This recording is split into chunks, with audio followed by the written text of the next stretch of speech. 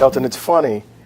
It seems that in college football, when you talk about rivalries, it is a true rivalry. It's a big thing. But when it comes to basketball, it doesn't have the same pizzazz. No, not. I mean, there's some selective cases. I mean, obviously Cincinnati Xavier, Absolutely. huge basketball. Absolutely. Rivalry.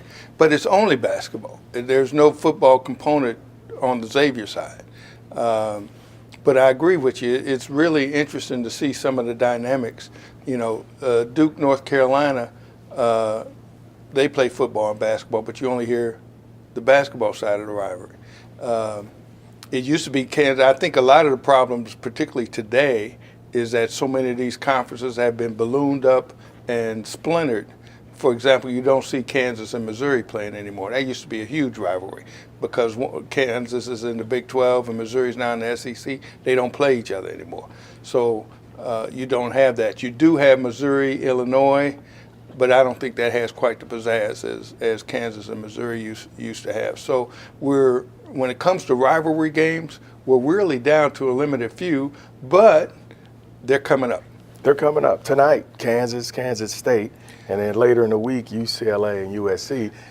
Those probably still have a little bit of that rivalry. I think both of those still have some cachet to them. Kansas State is playing really well.